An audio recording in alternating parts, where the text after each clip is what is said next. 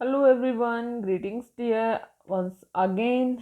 आपकी नई वर्कशीट के साथ शिक्षा निदेशालय राष्ट्रीय राजधानी क्षेत्र दिल्ली की आपकी वर्कशीट नंबर है बेटा 8। आपकी बेटा 8th क्लास की सामाजिक विज्ञान यानी कि सामाजिक और राजनीतिक जीवन की वर्कशीट है आपकी आज दो वर्कशीट आई हैं बेटा। एक आई है आपकी इंग्लिश की वर्कशीट, एक आई है आपकी सामाजिक विज्ञान एसएसटी की वर्कशीट। अगर आपको इंग्लिश की वर्कशीट भी चाहिए तो उसका लिंक मैं आपको डिस्क्रिप्शन बॉक्स में डाल दूंगी। तो जैसा कि बेटा आपको विद्यार्थी का अपना नाम लिखना है और यहाँ हमने कक्षा अध्यापक का नाम लिखना है। ये वर्कशीट बेटा 19 अक्टूबर 2020 यानी कि आपकी मंडे सोमवार की वर्कशीट है। तो आज का जो हमारा विषय है वो है संविधान बनाने की प्रक्रिया एवं संविधान के मुख्य लक्षण 1। तो बेटा ये आपकी जो है एनसीईआरटी की बुक से ही आ रही है ये वर्कशीट। आप जो है अपनी बुक से ज़रूर रिवाइज किया कीजिए। और जो है चलिए पढ़ते हैं संविधान बनाने की प्रक्रिया की। संविधान बनाने की प्रक्रिया क्या है? सबसे पहले बेटा अगर आपने चैनल को सब्सक्राइब नहीं किया है तो प्लीज़ चैनल को सब्सक्राइब करें ताकि आपको आने वाली नोटिफिकेशन टाइम से मिलती रहे। तो सबसे पहले है कि संविधान निर्माण का विचार स्वतंत्रता संघर्ष के दौरान ही राष्ट्रवादियों में आने लगे थे। यानी कि देखिए जब तक हमारा देश आज़ाद भी नहीं हुआ था तब जो हमारे जो राष्ट्रवादी जो हुए हैं उनके मन में जो है विचार आने लगा था कि जो है हमें संविधान बनाना चाहिए कि स्वतंत्र भारत किस तरह का होना चाहिए। स्वतंत्र भारत में प्रत्येक नागरिक को समान अवसर होगा, सभी को सरकार में हिस्सेदारी का बराबर अधिकार होगा। परंतु इन विविधताओं वाले हमारे देश के लिए यह काम किसी एक आदमी के बस का नहीं था। इस काम को पूरा करने में लगभग 300 लोगों ने योगदान दिया। तो भारत का संविधान बनाने में बेटा कितने लोगों ने योगदान दिया? 300 लोगों ने योगदान दिया। इसके बाद है 1946 में गठित की गई संविधान सभा के सदस्य थे। संविधान जो है 300 लोगों ने योगदान दिया जो कि 1946 में गठित की गई संविधान सभा के सदस्य थे। तो 1946 में जो संविधान सभा गठित की गई थी बेटा उसमें जो है 300 लोगों ने योगदान दिया यानी कि भाग लिया। संविधान सभा की बैठकें लगभग अगले 3 साल तक होती रही जब तब जाकर भारत का संविधान बना। संविधान सभा के प्रारूप समिति के अध्यक्ष कौन थे बेटा? भीमराव अंबेडकर। और देखिए संविधान सभा में कितनी बैठकें हुई? लगभग 3 साल तक बैठकें होती रही जब जाकर हमारा जो है भारत का संविधान तैयार हुआ था। इसके बाद है भारत संविधान सभा के इन सदस्यों के सामने एक बड़ी जिम्मेदारी थी। हमारे देश में कई समुदाय थे, उनकी न तो भाषा एक थी, न धर्म एक था, न ही एक जैसी संस्कृति थी। वैसे भी जब संविधान लिखा जा रहा था उस समय हमारा देश भारी उथल पुथल से गुजर रहा था, लेकिन इन सदस्यों ने अपने दायित्व को निष्ठा से निभाते हुए ऐसा दस्तावेज तैयार कर दिया जिसमें राष्ट्रीय एकता को बनाए रखने के साथ साथ विविधता के प्रति भी सम्मान दिखाई देता है। तो देखिए बेटा जो है इस संविधान को बनाने में इतने सारे लोगों का योगदान रहा है। ये एक आदमी के बस की बात नहीं थी, सभी ने जो है अपना योगदान दिया और जो है एक अच्छा सा संविधान तैयार किया सभी लोगों को, धर्मों को देखते हुए, विविधताओं को देखते हुए। तो आगे है बेटा कि संविधान के मुख्य लक्षण या आयाम।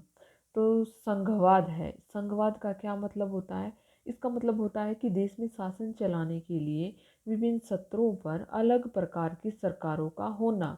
यानी कि देखिए जो है हमारे देश में विभिन्न जो है धर्म हैं, भाषाएं हैं, विभिन्न राज्य हैं।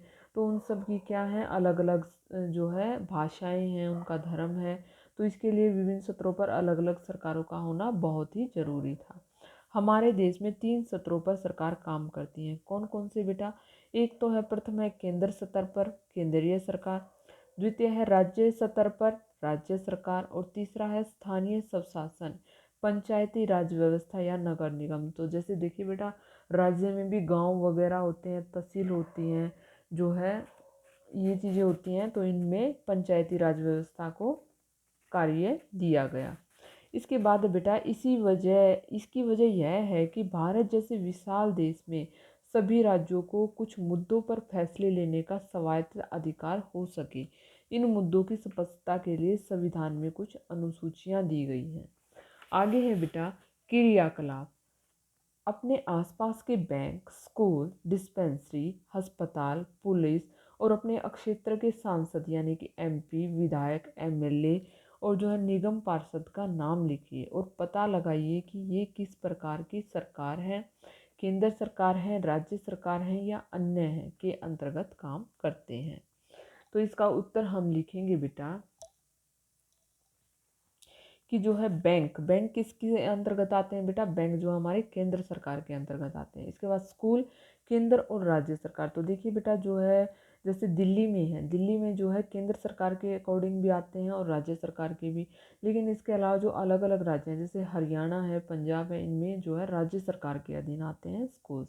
इसके बाद है डिस्पेंसरी, डिस्पेंसरी भी बेटा जो है केंद्र और राज्य दोनों सरकारों के अधीन आती हैं। इसके बाद है अस्पताल, अस्पताल भी देखिए बेटा केंद्र के भी हैं और राज्य सरकारों के भी हैं। इसके बाद है पुलिस, पुलिस जो है राज्य सरकार में आती है क्योंकि हर राज्य की अपनी पुलिस होती है। और हमारे क्षेत्र के सांसद जो हैं, आपके क्षेत्र के यहाँ पर जो भी सांसद हों बेटा आपको वो लिखने हैं। हमारे क्षेत्र के सांसद हैं जो है श्री गौतम गंभीर, केंद्र सरकार के हैं वो। इसके बाद विधायक कौन है? एमएलए श्री एस के बग्गा जो राज्य सरकार के हैं। और जो है नगर निगम पार्षद के जो हैं वो हैं संदीप कपूर, यानी कि पूर्वी दिल्ली नगर निगम के जो हैं के अंतर्गत आते हैं। तो आपको यहाँ पर बेटा अपने सांसद, अपने एमएलए को यहाँ पर लिखना है। इसके बाद बेटा संविधान का निर्माण करते समय संविधान सभा के सामने कौन कौन सी चुनौतियाँ थी? तो हमने पढ़ा है कि बेटा सभी को जो है अपना संविधान बनाने में क्या बहुत सारी चुनौतियाँ थी। कैसे थी कि जो है सभी को, क्योंकि जो है हमारे देश विविधताओं वाला देश है, अनेक धर्मों के लोग थे, अनेक जातियों के लोग थे, सभी को देखकर हर राज्य हर निगम के अनुसार से जो है संविधान को बनाना था। तो कौन कौन सी चुनौतियाँ आई, चलो हम लिखते हैं बेटा इसका आंसर कि जो है संविधान सभा का निर्माण करते समय संविधान सभा के सामने जो है यहाँ पर हम लिखेंगे संविधान का निर्माण करते समय, यहाँ पर ये काट देंगे, कौन कौन सी अनेक चुनौतियाँ थी, क्योंकि हमारा देश विविधताओं का देश है, यहाँ अनेक धर्मों, जातियों, समुदायों, भाषाओं के लोग रहते हैं। इसीलिए संविधान बनाते समय राष्ट्रीय एकता को बनाए रखने के साथ साथ विविधताओं के प्रति भी गहरा सम्मान दिया गया। तो जो है सभी सोच विचार कर जो है बहुत से लोगों ने मिलकर इस संविधान को बनाया। आगे है बेटा कि जो है संघवाद से आप क्या समझते हैं? तो देखिए बेटा हमने ऊपर भी पढ़ा है, तो इसका मतलब क्या है? इसका मतलब है कि शासन चलाने के लिए हमें विभिन्न सत्रों या अलग अलग सरकारों की ज़रूरत होती है। तो यहाँ पर हम लिखेंगे कि देखिए संघवाद, जब किसी देश में एक से अधिक सतर पर सरकार काम करती है तो उसे संघवाद कहते हैं। और कौन कौन सी सरकारें होती हैं? केंद्र सरकार, राज्य सरकार और स्थानीय स्वशासन। अगला है बेटा कि जो है हमारे देश में कितने स्तर की शासन व्यवस्थाएं, हमने पढ़ा था बेटा हमारे देश में 3 तरह की शासन व्यवस्थाएं हैं। कौन कौन सी हैं? देखिए बेटा केंद्र सरकार केंद्र स्तर पर, राज्य सरकार राज्य स्तर पर और स्थानीय स्वशासन जो है पंचायती राज व्यवस्था या नगर निगम। तो देखिए वैसे बेटे जैसे राज्य होता है हमारे, मान लिया कि जो है हरियाणा राज्य है, हरियाणा राज्य में सिर्फ एक राज्य की सरकार जो है अलग होती है और इसके बाद होते हैं बेटा तहसील होती हैं, गांव बनाए जाते हैं, जो है जिले होते हैं, तो उनके जो है अलग शासन व्यवस्था होती है। तो ये कौन करता है? पंचायती राज व्यवस्था और नगर निगम इनका जो है संचालन करता है। इसके बाद है हमारे देश के लिए संघवाद की व्यवस्था महत्वपूर्ण क्यों है? तो हम यहाँ पर लिखेंगे बेटा कि हमारा देश विविधताओं का देश है, हर राज्य की अपनी अलग अलग भाषाएं व समस्याएं होती हैं जिसे केवल जो है राज्य की सरकारें ही हल कर सकती हैं। इसीलिए संघवाद की व्यवस्था महत्वपूर्ण है। तो बेटा यहाँ होती है हमारी वर्कशीट कंप्लीट। आई होप आप लोगों को वर्कशीट समझ में आ गई होगी। अगर आपको वीडियो अच्छी लगी तो please like share and subscribe करना ना भूलें और अपने फ्रेंड्स के साथ ज़्यादा से ज़्यादा शेयर करें वर्कशीट को। थैंक यू बेटा, थैंक्स फॉर वॉचिंग।